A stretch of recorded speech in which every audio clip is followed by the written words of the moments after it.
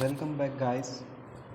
We are back with our current affairs session, and today we will start with our 10 major topics for today's, that is 26 July 2021. So, for today's session, our first topic is Rudreshwara Ramappa Temple. Since you all know, guys, that recently this temple has been given the UNESCO World Heritage Sites. Let's know more about this temple. India's nomination of Rudreshwara Temple, also known as the Ramappa Temple at Palampet, Mulgu district near Warangal in the state of Telangana, has been inscribed on UNESCO World Heritage List. This is India's 39th World Heritage Site.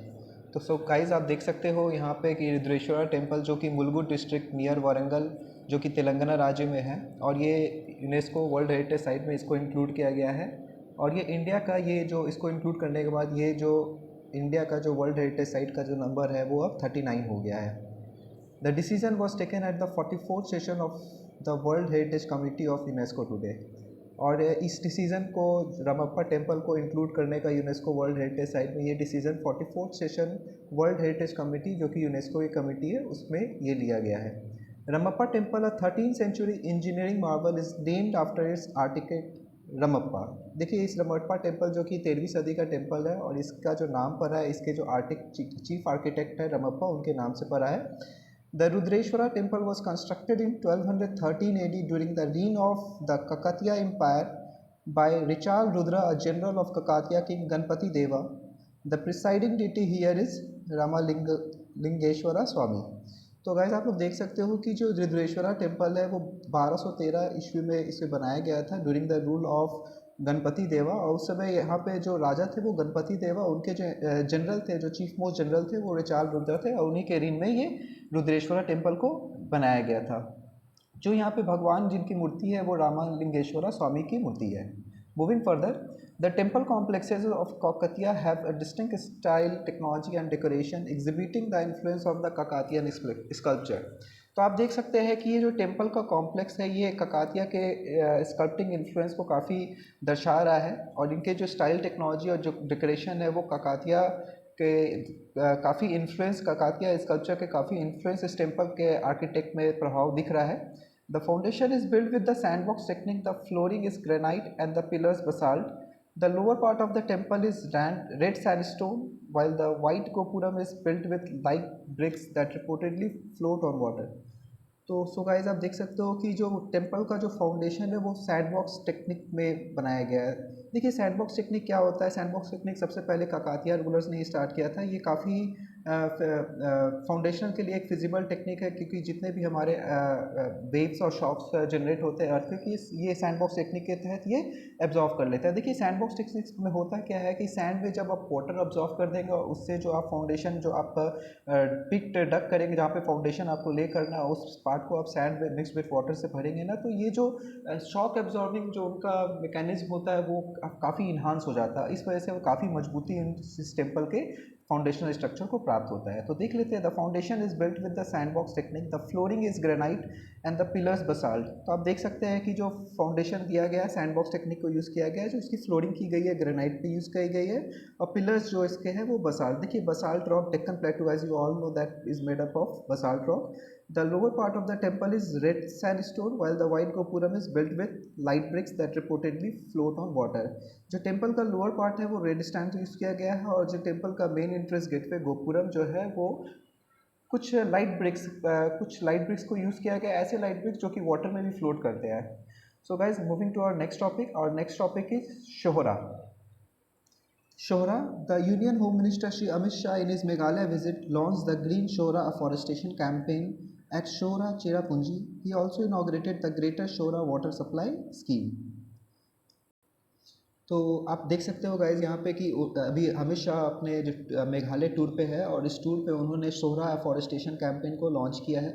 शोहरा Cherrapunji का जाना जाता है, और वहाँ पे उन्होंने एक और चीज़ का शुभारंभ किया है, वो greater Sohra water supply scheme का है। तो let's know more about this. The entire area of Cherrapunji is going to be adopted by Assam rifle for the purpose of plantation. Cherrapunji, also known as Sohra, is a sub-divisional town in the East Khasi Hills district in the Indian state of Meghalaya. It is the traditional capital of Kohima Sora. So guys, you can observe from here that the entire area of Cherrapunji is from now onwards is going to be adopted by Assam Rifle for the purpose of more plantation. Cherrapunji में काफ़ी आपको पहले पता था before मोविनसरम Cherrapunji में highest amount of rainfall हुआ करता था और इसके और वेजिटेशन डेंसिटी को और बढ़ाने के लिए यहाँ पे Assam rifle for the purpose of plantation इसको अडॉप्ट करेगी। Further moving Cherrapunji also known as Sohra. आपको पता है कि चेरापूंजी को शोरा नाम से भी जाना जाता है। ये एक सब डिविजनल टाउन है जो कि ईस्ट खासी हिल डिस्ट्रिक्ट में मेघालय में एसोसिएटेड है, ये लोकेटेड है। It is a traditional capital of Kahima Sohra Khasi tribal kingdom. Sohra has often been credited as being the wettest place on earth, but for now nearby Movinsaram currently holds that distinction। देखो आप देख सकते हो कि बिफोर मोविनसरम जो कि अभी सबसे करेंटली होल्ड कर रहा है डिस्टिंक्शन जहाँ पे सबसे ज़्यादा highest amount of rainfall observe किया जाता है, but before Mawsynram Sohra was the place. It still holds the all time record for the most rainfall in a calendar month and in a year. So guys आप देख सकते हो कि मोविनसरम तो भले सोरा को रिप्लेस कर दिया है, बट अभी भी सोरा के नाम पे ये रिकॉर्ड है for the most rainfall in a calendar month and in a year. मतलब एक महीने में और एक साल में सबसे हाईएस्ट अमाउंट ऑफ रेनफॉल का अभी भी रिकॉर्ड सोरा ही के नाम पे है। Sohra receives rain from the Bay of Bengal arm of the Indian summer monsoon. तो आप देख सकते हैं सोरा का जो मानसून होता है वो अपना मानसून समर मानसून से, ये जो साउथ वेस्ट मानसून है इससे वो मैक्सिमम अपना मानसून रिसीव करता है। मूविंग फर्दर और next topic is pmcaresforchildren.in। Ministry of Women and Child Development launches web-based portal pmcaresforchildren.in to facilitate submission of application identification of children eligible to receive support under the prime minister cares for children scheme. तो so guys आप देख सकते हो कि ministry of women and child development ने एक portal web portal launch किया है pmcaresforchildren.in। ये पोर्टल का जो ऑब्जेक्टिव है to facilitate submission of applications. देखिए जो बच्चे अभी इस कोरोना में जिनके पेरेंट्स जो सर्वाइवल पेरेंट्स है या जो अडेप्टिव पेरेंट्स है अगर वो नहीं रहे जस्ट बिकॉज ऑफ कोरोना उनकी देहांत हो गई है, तो for that purpose to identify all that children an application एक एप्लीकेशन को सबमिट करने के लिए एक वेब पोर्टल को डिज़ाइन किया गवर्नमेंट ने to identify all those children who will be eligible to get financial support or moral support under the Prime Minister Care for Children scheme। तो गाइज आप इसको देख लेते हैं आगे इसके बारे में detail. Prime Minister Care for Children scheme was announced by the Prime Minister Modi for supporting children who have lost both parents or surviving parent or legal guardian or adoptive parents due to the COVID-19 pandemic। तो आप देख सकते हो दोस्त कि ये PM cares for children जो scheme है ये प्रधानमंत्री नरेंद्र मोदी द्वारा ये स्कीम को स्टार्ट किया गया था और ये स्कीम का ऑब्जेक्टिव है कि support all children who have lost both parents और सर्वाइविंग पेरेंट्स और लीगल गार्जियन, यानी कि उन बच्चों को सपोर्ट करना है जिनके दोनों माता पिता या कोई भी एक जो माता पिता जो सर्वाइविंग थे या कोई अडॉप्टेड जो माता पिता अपने बच्चों को अडॉप्ट किए थे वो चल बसे। तो इस सारे केस में सारे बच्चों को जो उनके पेरेंट्स सर्वाइवल पेरेंट्स नहीं रहे हैं just because of corona they left this world, तो उनको एक उनके केयर के लिए एक प्रधानमंत्री नरेंद्र मोदी ने एक PM care for children scheme launch किया था। The scheme aims to ensure comprehensive care and protection of children who have lost their parents to COVID pandemic in a sustained manner। So guys you can get to know from here the aim of the scheme is to protect and care for all those children who have lost their parents, either one parents or both parents just because of this COVID pandemic। It enables their well-being through health insurance, empower them through education and equip them for self-sufficient existence with financial support of rupees 10 lakh on reaching 23 years of age। So you all get to know from here like health insurance and many more facilities like education and equipping them for self-sufficient existence and particularly for the well-being of the children। Many schemes, many model of the scheme has been provided under this PM Care for Children scheme and the most important thing that after reaching 23 years of age financial support of rupees 10 lakh has been provided in this scheme. Eligibility all children who have, देखिए eligibility देख लेते हैं कि कौन इसमें eligible रहेंगे इस scheme में। तो आपको पता है कि वो बच्चे एलिजिबल रहेंगे जिनके दोनों पेरेंट या कोई एक पेरेंट या कोई अडॉप्टिव पेरेंट वो खो चुके हैं just because of this corona pandemic. So देख लेते हैं eligibility all children who have lost either both parents और surviving parents or legal guardian adoptive parents due to COVID-19 pandemic starting from 11th March 2020 till the end of the pandemic. तो आप देख सकते हैं कि 11 मार्च 2020 का कट ऑफ डेट रखा गया है कि इस दिन से फ्रॉम 11 मार्च 2020 से जब तक ये पैंडेमिक चलेगा, जब तक इसका एंड होगा, इस बीच में जितने भी बच्चे जिनके parents they just loss their parents, तो वो सारे बच्चे एलिजिबल रहेंगे। Moving to our next topic, iSTEM. iSTEM project has been accorded extension for 5 years until 2026 and enters its second phase with added features. So guys, you can all get to know from here that iSTEM जो project है, ये project 2026 तक के लिए ये project को extend किया गया है और ये अपने दूसरे फेज में इंटर किया है। देखिए iSTEM, stem here stand for science technology engineering map. देखिए आई स्टेम ये इसका ऑब्जेक्टिव गवर्नमेंट क्यों बनाया है, इस चीज़ को जान लेते हैं। क्या है आई स्टेम पर्टिकुलरली, ये देख लेते हैं। तो आई स्टेम बेसिकली दोस्तों ये एक वेब पोर्टल है for sharing all the facilities regarding to R&D। तो इसके बारे में और थोड़ा जानते हैं। The Indian science and technology engineering facilities map iSTEM, the national web portal for sharing R&D facilities was formally launched in January 2020 by the Honorable Prime Minister Shri Narendra Modi. तो आप देख सकते हैं ये जो वेब पोर्टल है, ये वेब पोर्टल का ऑब्जेक्टिव है फॉर शेयरिंग R&D फैसिलिटीज़। तो ये वेब पोर्टल ये it was launched by the Narendra Modi government in 2020।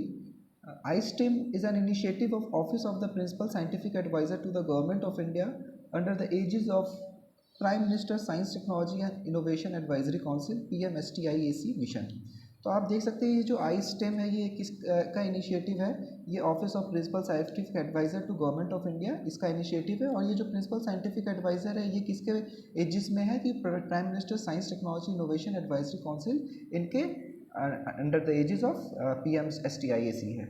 The goal of iSTEM is to strengthen the R&D ecosystem of the country by connecting researchers with resources, in part by promoting technologies and scientific equipment development indigenously and providing necessary supplies and supports to researchers by enabling them an access to existing publicly funded R&D facilities in the country through the iSTEM web portal।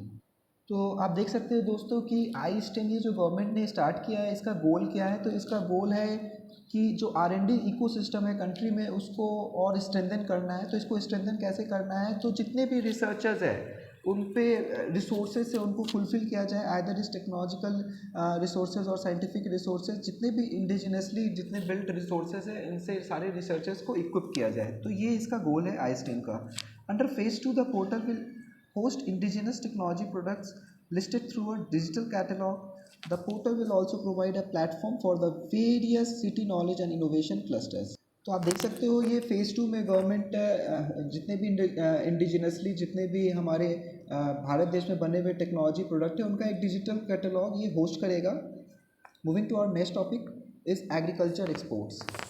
India has entered the top 10 list of the countries exporting agricultural produce in the year 2019 with a sizable share in the export of rice, cotton, soyabean and meat.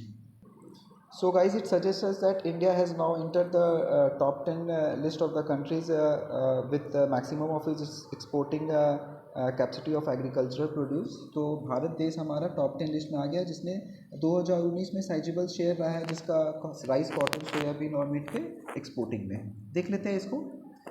As per a report by the World Trade Organization on the trends in world agricultural trade in the past 25 years, India and Mexico with 3.1% and 3.4% share in global agri exports respectively replaced New Zealand and Malaysia as the largest exporters across the globe। तो guys आप देख सकते हो कि world trade organisation के एक report के मुताबिक फॉर द पास्ट 25 ईयर्स जो ट्रेंड है, ये वर्ल्ड ट्रेड ऑर्गेनाइजेशन के रिपोर्ट के मुताबिक फॉर द लास्ट 25 ईयर जो ट्रेंड है, जिसमें इंडिया और मैक्सिको, इंडिया का जो एग्रीकल्चर एक्सपोर्ट शेयर है वो 3.1% एंड मैक्सिको का जो एक्सपोर्ट शेयर था वो 3.4% है। और इसमें जो इंडिया है इस शेयर के साथ न्यूजीलैंड को, जो कि 9th पोजीशन पे था, उसको रिप्लेस किया है। और मेक्सिको मलेशिया को, जो कि सेवन्थ अर्लियर वो सेवन्थ पोजीशन में था, मेक्सिको ने मलेशिया को रिप्लेस किया है as the largest exposure of across the globe. तो आप देख सकते हैं देर यहाँ पे पोजीशन में रिशफलिंग हुआ है, इंडिया न्यूजीलैंड को रिप्लेस किया है और मेक्सिको मलेशिया को रिप्लेस किया। The United states of America which top the list in 1995 with 22% share of world agri export was overtaken by the European Union in 2019 with 16.1% global agri share। तो आप देख सकते हैं कि यूएस अमेरिका जो कि 1995 में एग्रीकल्चर एक्सपोर्ट में वर्ल्ड मार्केट शेयर सबसे ज़्यादा था, जो कि 22.2% था, वो 2019 में यूरोपियन यूनियन ने इसको ओवरटेक कर लिया। यूरोपियन यूनियन का जो ग्लोबल एग्री शेयर है, एक्सपोर्ट शेयर है, एग्रीकल्चर प्रोडक्ट में जो एक्सपोर्ट शेयर है वो अब 16.1% है और ये अमेरिका को अब रिप्लेस कर दिया। यानी कि आप टॉप में आप देख सकते हैं अब यूरोपियन यूनियन हो गया है in global agri share।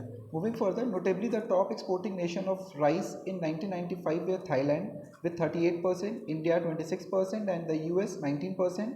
In 2019, India with a lead of 33% overtook Thailand with 20% to top the list, while Vietnam with 12% overtook the US and climbed to the third spot। तो guys आप देख सकते हो कि in 1995 Thailand used to be in the top with 38% share in the agri export market of rice. India का जो share था वो 26% था और यूएस का जो शेयर था वो 19% था। ये राइस का एक्सपोर्टिंग सारा स्टैटिस्टिक्स गिवन है। बट 2009 में इंडिया जो है वो अब लीड कर रहा है, थाईलैंड को रिप्लेस कर चुका है। इंडिया का जो अब राइस एक्सपोर्ट शेयर है वर्ल्ड मार्केट में, ग्लोबल मार्केट में, वो 33% का और थाईलैंड का जो है वो 20% है। तो आप देख सकते हो कि इंडिया ने रिप्लेस किया है थाईलैंड को, जो कि थाईलैंड 1995 में टॉप पे था, अब इंडिया ने रिप्लेस किया in terms of exporting nation of rice। Okay, further India is also the third largest cotton exporter and the fourth largest importer with 10% in 2019। तो गाइज आप देख सकते हो कि 2019 में कॉटन के थर्ड लार्जेस्ट एक्सपोर्टर इंडिया रहा है with 7.6% share and fourth largest importer with 10% share, global share in 2019। In the largest traded agri product soybeans, India with a share of 0.1% as a meagre share but was rank 9 in the world. तो आप देख सकते हो guys की जो सबसे largest traded agri product हमारा soybean है, जिसमें इंडिया का जो वर्ल्ड शेयर है in export is just meagre, very low, that is 0.1%। But इतने मीगर शेयर के बावजूद, इतने कम शेयर के बावजूद भी इंडिया का जो रैंक है वर्ल्ड में 9th पोजीशन में। In the meat and edible meat offal category India secured 8th rank in the world with a global share of 4%। तो आप देख सकते हैं meat and edible meat offal के एक्सपोर्ट कैटेगरी में इंडिया का जो रैंक है ग्लोबली वो 8th रैंक का है with a global share of 4%। India share of foreign value added content in its agri exports clock 3.8% share primary due to high tariff on agri imports to boost the domestic market and local farmers. So guys, you can see through it, like it suggests us that the foreign value added agri products exports which India exported, its share has been primarily been up to 3.8%. Moving further, our next topic is ROC players। At the 2020 Tokyo Olympics, there are 335 sport persons from Russia competing with athletes from around the world. Yet, unlike their counterpart, the Russians are not allowed to use their country's name, flag, and anthem, and are competing under the acronym ROC, meaning Russian Olympic Committee। So guys आप देख सकते हो कि Tokyo Olympic 2020 का जो Tokyo है वो 2021 के सेशन में स्टार्ट हुआ है। पिछले बार कोरोना पैंडेमिक की वजह से ये पोस्टपोन हो गया था, अभी ये जाके ये टोक्यो में ओलंपिक स्टार्ट हुआ। आप देख सकते हैं कि रशिया के 335 जो स्पोर्ट पर्सन है वो कॉम्पीट कर रहे हैं इस ओलंपिक में। बट इसमें एक चीज़ जो दिलचस्प बात है, जो ख़ास बात है उसमें ध्यान देने की है, unlike other countries this time Russia is barred from using its national anthem और the country name and the flag। So in this case all the sport person are competing in this game under the acronym of ROC which means Russian Olympic Committee। ठीक है, आगे देखते हैं इसको। This is because Russia, which has historically been among the world's top sporting nation, has been banned from the Tokyo Olympics। आप देख सकते हैं कि रशिया जो कि ओलंपिक में इसका हमेशा से बहुत शानदार परफॉर्मेंस रहा है, बट इस बार के ओलंपिक्स में ये इसको बार्ड किया गया है from using its national anthem, flag और any of other things just because it was found in a scam, doping scam. देखते हैं इसको आगे समझ में आएगा। In December 2019, the World Anti-Doping Agency WADA banned Russia for 4 years from competing in international events, including the Tokyo Olympics and the FIFA World Cup in 2022.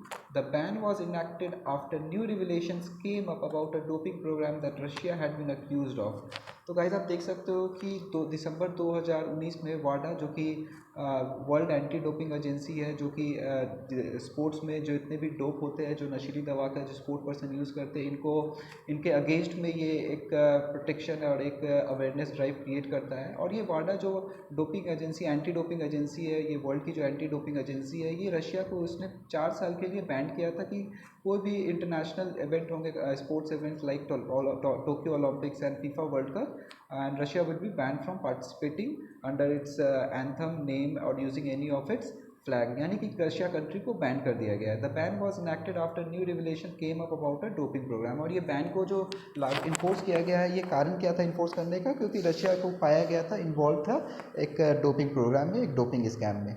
The ban is not outright and 335 athletes from Russia are still playing at Tokyo only under the name ROC, meaning Russian Olympic Committee, the team that sends Russian athletes to all games. In effect, the punishment only consists of forcing them to not use Russia's name, flag or national anthem. तो दोस्तों आप देख सकते हैं कि यहाँ पे जो बैन है वो कंप्लीट रशिया पे बैन नहीं किया गया है। रशिया के प्लेयर्स अभी भी वहाँ जाके खेल सकते हैं, बट हाँ कुछ कंडीशंस है जिसमें उनको फोकस करना होगा। कंडीशंस क्या है कि वो जितने भी प्लेयर्स जाएंगे इस बार रशिया के नाम या उसके झंडे या उसके नेशनल एंथम को उनको प्रमोट नहीं करना है, इनको यूज़ नहीं करना है।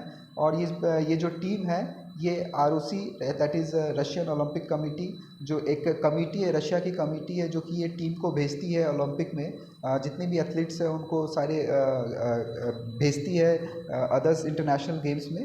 तो ये इस बार जो जितने प्लेयर्स जाएंगे वो जो जिस कैटेगरी जिस नाम के तहत जाएंगे वो ROC है, which stand for Russian Olympic committee. The ROC players are only those who have been able to prove that they were not part of the doping scam. और देखिए ROC ने इस बार जितने भी रशियन ओलंपिक कमेटी ने जितने भी players को रिकमेंड किया है फॉर दिस टोक्यो ओलंपिक्स, उसमें सारे प्लेयर वो है जिन्होंने प्रूव किया है कि जो रशिया का जो डोपिंग स्कैम था वो लोग उसमें इन्वॉल्व नहीं थे। Moving further, our next topic is caste census. The Government of India informed Lok Sabha that it has decided as a matter of policy not to enumerate caste-wise population other than scheduled caste and scheduled tribes in census. Subsequently, many leaders demanded a caste-based census. तो दोस्तों आप यहाँ देख सकते हो कि अभी parliament का सेशन चल रहा है, उसमें गवर्नमेंट ऑफ इंडिया ने लोकसभा में ये इन्फॉर्म किया है like as a matter of policy caste wise population नहीं किया जाएगा। जो कास्ट वाइज पॉपुलेशन, किस कास्ट में कितने नंबर्स ऑफ पॉपुलेशन है वो नहीं किया जाएगा। सिर्फ SC ST के लिए जो कि सेंसस में प्रोविजन है ये चीज़ पे कंटिन्यू रखा जाएगा। And subsequently to this many leaders demanded कि नहीं कास्ट बेस्ड भी सेंसस पे होना चाहिए। Many of the leaders from the lower caste have been demanding, have been critical for this caste based census. और गवर्नमेंट ने इन्फॉर्म किया है लोकसभा में कि अभी कास्ट बेस्ड सेंसस नहीं होगा, बस जस्ट होगा लेकिन SC ST के लिए होगा, अदर देन SC ST दूसरों के लिए नहीं होगा अभी। Every census is independent. India from 1951 to 2011 has published data on scheduled caste and scheduled tribes, but not on other caste. Before that, every census until 1931 had data on caste.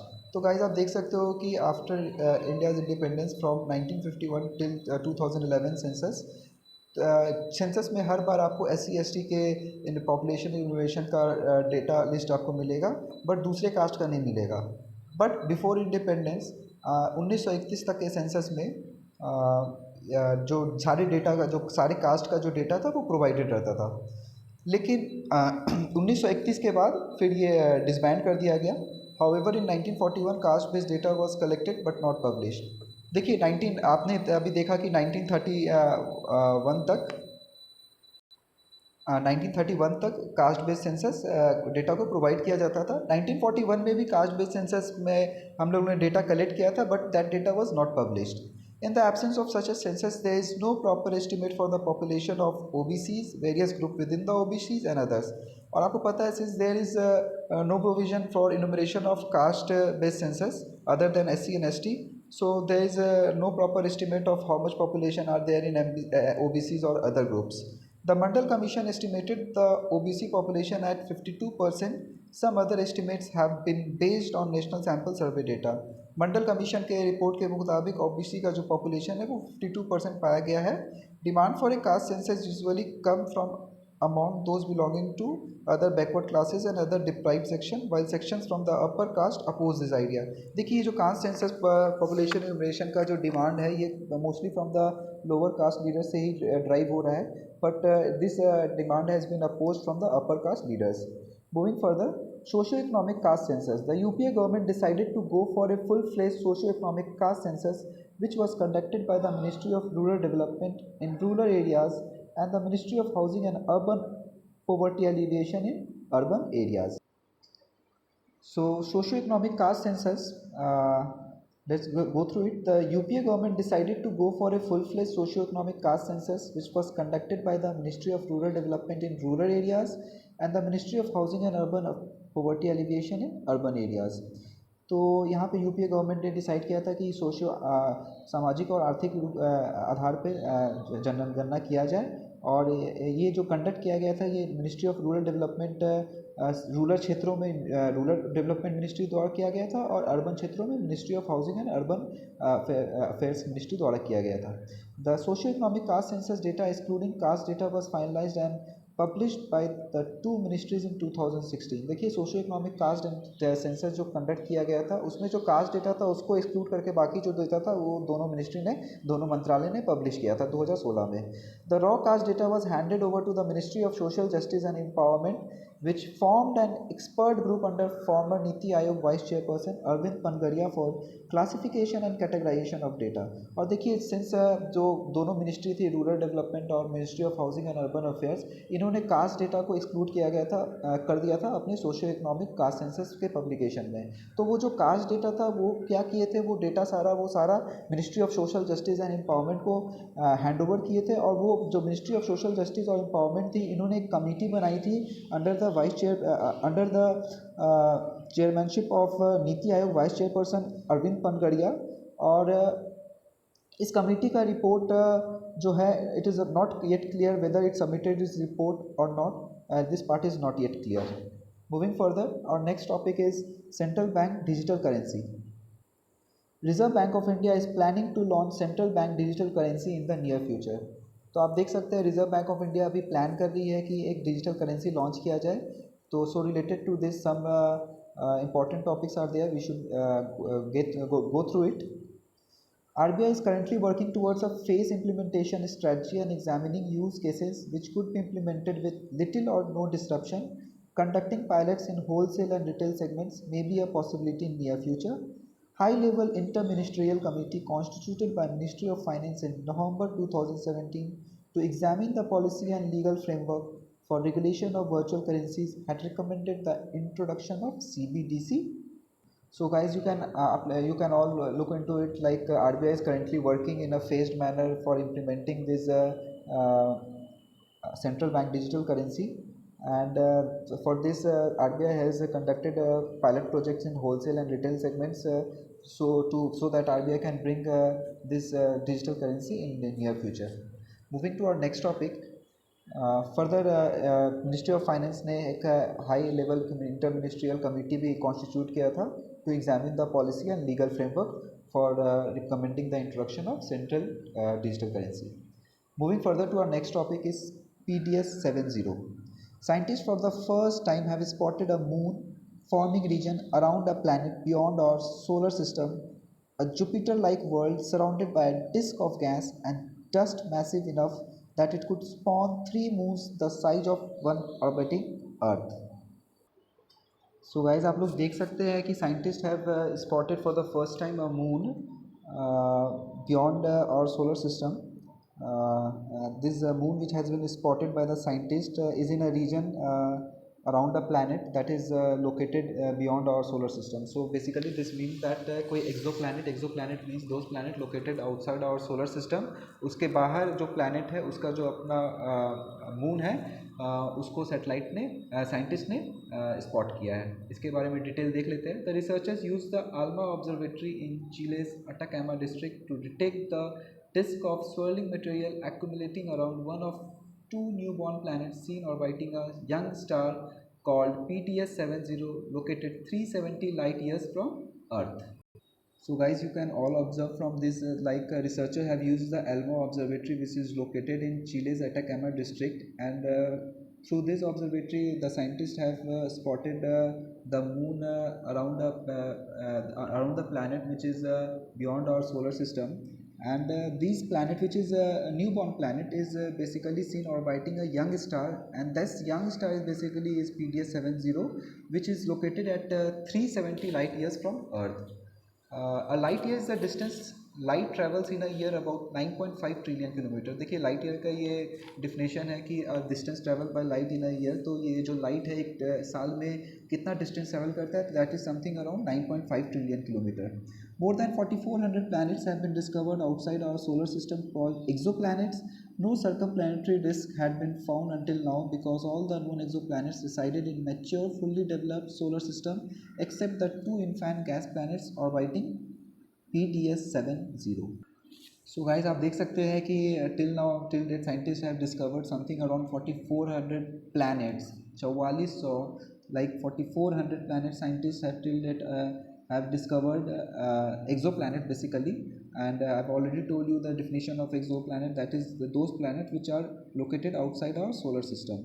और इसमें एक दिलचस्प बात ये आपको उसमें देखने की है कि टिल डेट अभी तक जितने भी हमारे एक्सोप्लैनेट साइंटिस्ट ने डिस्कवर्ड किए किसी में नहीं एक सर्कमप्लैनेटरी डिस्क पाया गया except this to recently founded planet which is orbiting this star that is called as PDS 70. The orange color star PDS 70 roughly the same mass as our sun is about 5 million years old. The two planets are even younger. Both planets are similar although larger to Jupiter, a gas giant. It was around one of the two planets called PDS 70c that a moon forming disk was observed. So guys, you can observe from this treatment like the orange color star that is PDS 70 is roughly the same mass as our sun is, and is something around 5 million years old. And the two planets exoplanet basically which has been observed by the scientist orbiting this PDS 70 star, and both planets that has been discovered by the scientist is very much similar to Jupiter, but very much larger in comparison to Jupiter. And इसमें एक चीज़ देखा गया था, it was around one of the two planet, यानी कि दो planet में एक प्लैनेट में moon forming disc was observe. यानी कि आपको पता है कि PDS 70 के अराउंड दो न्यू प्लैनेट उसको ऑर्बिटल कर रहे थे, उस पर उसका अराउंड रिवॉल्व कर रहे थे, जिसमें से एक planet that is called as PDS 70c जिसमें moon forming disc was observed. Moving to our next topic is REC Limited. On the 52nd foundation day of REC Limited, Union Power Minister released a report on key regulatory parameters of power utilities. So on the 52nd foundation day आप देख सकते हैं दोस्तों, union power minister ने एक report release किया है, की regulatory parameters of power utilities. Moving forward, REC limited formally rural electrification corporation limited is a Navratna NBFC under the purview of the Ministry of Power focusing on power sector financing and development across India.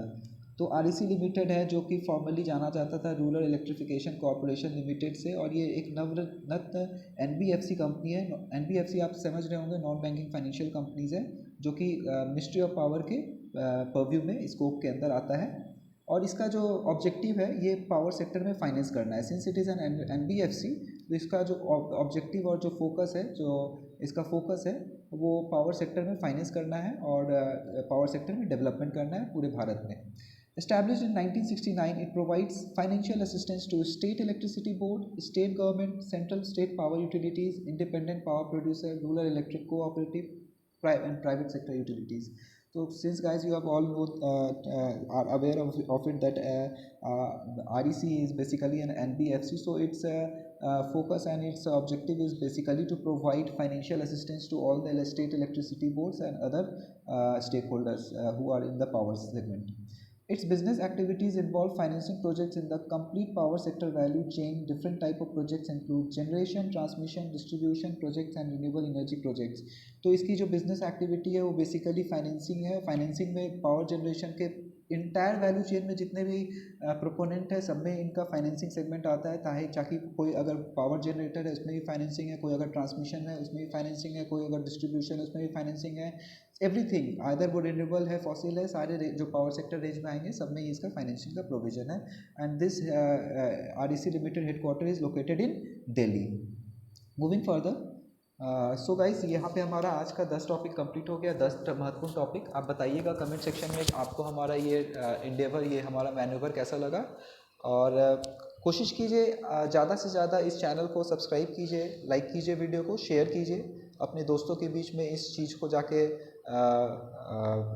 बताइए कि आपको यहाँ पे कुछ सीखने को मिला है। Anyways, thank you all.